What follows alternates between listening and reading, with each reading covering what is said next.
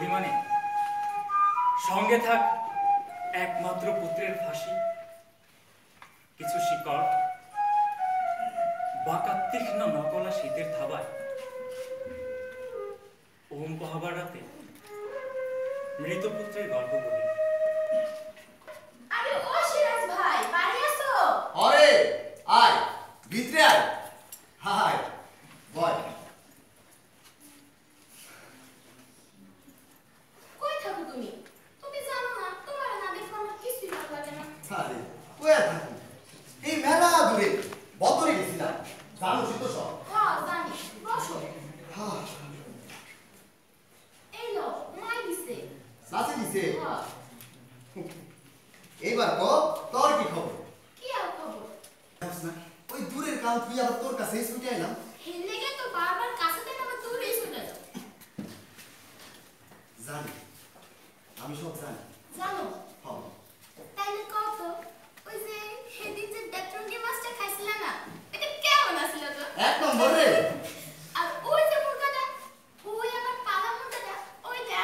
তোর পালা মুরগা হ্যাঁ ওইটাও এক নম্বর। হাত ছাড়ো। আরে, তোর ওই পালা মুরগা না, আমার তো সব কিছুই ভালো লাগে। যা, কি যে করো না। শোন করুন তুই এখানে বয়, আমি যাইতেছি। কি শুকনায় দূর দূরান্ত থেকে ডাক আসতো সিরাজে। আর আর ফাল্গুনে যখন বতক থাকতো না, সিরাজে ডাক পড়তো চাঁদুলিয়া, পারিগ্রাম অথবা ওই কল্যাণপুরে পুকুর খুঁড়বার কাজে। আর সিরাজ সুখী গ্রামে কর্করিয়ার পুকুর খনন করছে 3 দিন। আর আর সিরাজ যখন পুকুর খনন করতো তখন শুধু পানিই উঠতো না, সদ্য কাটা পুকুরে জল খেলাও হতো। এমনই এমনই জাদু জানতো সিরাজ মাইটার। সিরাজ ভাই, পুকুর করার শেষ দিনা। আরে আজগাহান হইব, নাচানাচি হইব, তারপর মা বসুন্ধরার শুকনো বুকান ভিজা উঠবো। তার ঈদে মা বসুন্ধরার গর্ভ তুলি, সে কি সুন্দর থাকবার পারে? শুন, ঠিকই কইছস। চল তাড়াতাড়ি কামটা শেষ করে আনো। বসুন্ধরায় আমরা করি তোমার গান, বসুন্ধরায় আমরা করি তোমার গান, নাচে গানে বলে তালে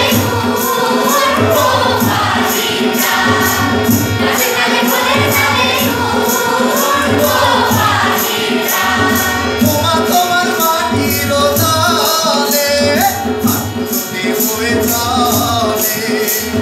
তোমার মাটির দলে ফাগুনে হয়ে চলে। আরে ফাগুনে হয়ে পানি দাও পানি দাও পানি দাও পানি দাও। তোমার বসুন্ধরা আমরা করি তোমার গান, তোমার বসুন্ধরা আমরা করি তোমার গান, নাচে গানে বলে তালে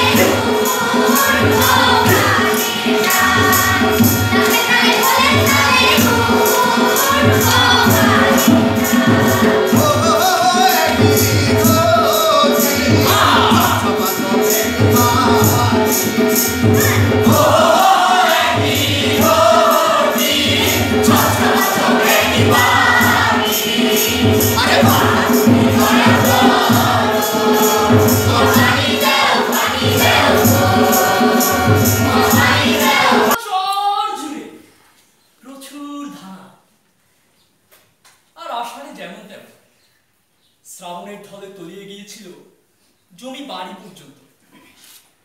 মা বাপিনী মেয়েটিকে শশীগ্রামে নিয়ে এসে তার এক আত্মীয়, এবং আচ্ছা যখন হাঁটতে শিখেছে, চাঁদকে তাঁর আর তারাকে তা বলতে শিখেছে, ঠিক ঠিক তখনই ভাদ্রে শিশু মধ্যরাতে এক বিশাল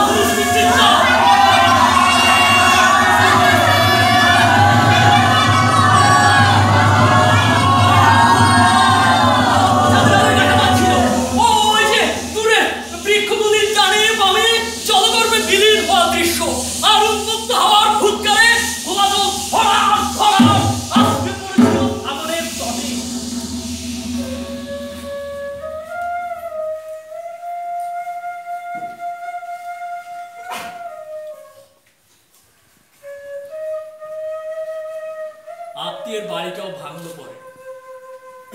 কেউ কেউ আবছাকে নিয়ে আফসোস করতে লাগলো, আর কেউ কেউ তার ভাগ্যলিপির সঙ্গে যমুনার উন্মত্ততার যোগসূত্র খুঁজে পেতে ব্যস্ত হলো। মাত্র হামাগুড়ি থেকে দাঁড়াতে শেখা মেয়েটি সেও বুঝে গিয়েছিল নানা বাড়ির আশ্রয়। সবাই সবাই সবাই ভীতির চোখে দেখতে লাগলো আচ্ছাকে, ভীতির চোখে।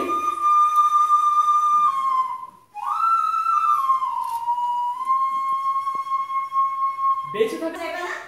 আরে মা জানো কামটা কিন্তু ঠিকঠাক মতো করো না গো।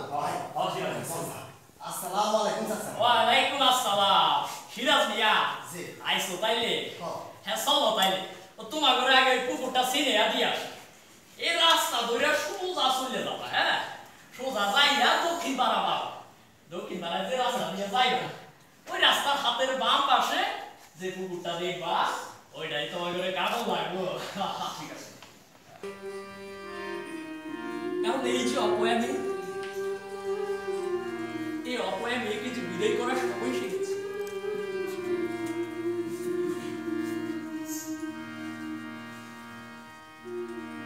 তোমরা তাইলে দিকটা দেখো, আমি একটু জামাই দিকটা দেখে আসি।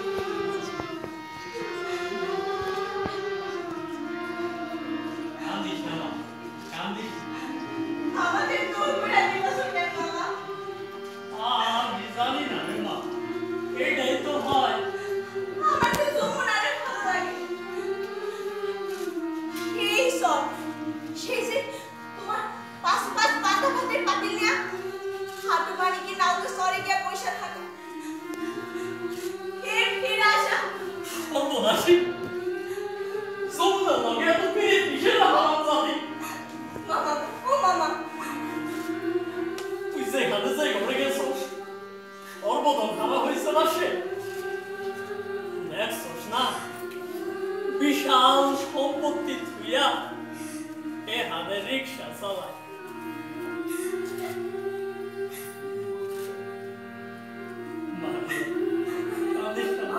আমার মাটিটা দেখতে রাখো, আপনি কোনো চিন্তা করবেন না। দেখতে রাখো।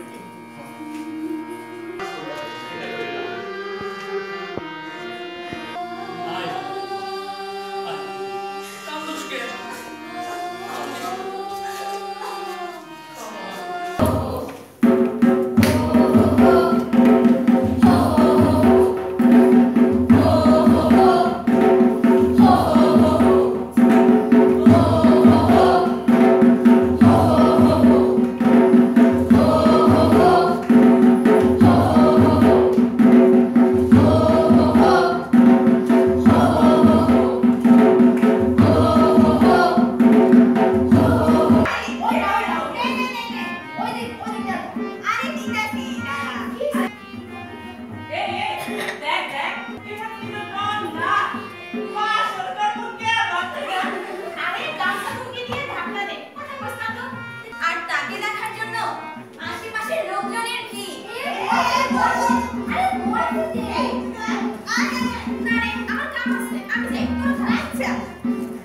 সিরাজ মিয়ার শূন্য ঘরে এবার আর কোথাও খানের লগে দেখাবো গো কিন্তু এটা কেমন দিয়া রঙের শাড়ি বেচারা গায়ে একটা গহনা না আমার ইয়া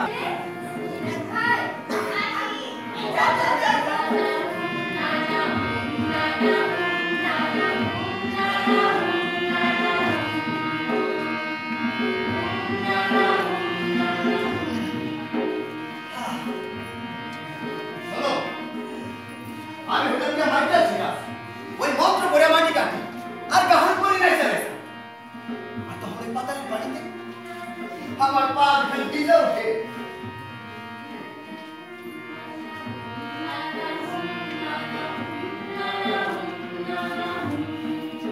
আচ্ছা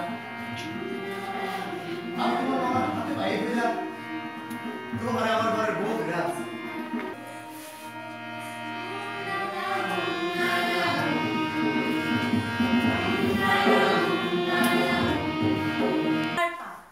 তুই অন্ধকার পথে সে একাই কথা বলছিল কথা নিজের সাথে নয় বাজার সদাইয়ের সঙ্গে হঠাৎ হঠাৎ ঘুটঘুটে অন্ধকারের মধ্যে মাইন্ডা ছেলেদের সামনে এসে উপস্থিত হয় এলাকি ফকির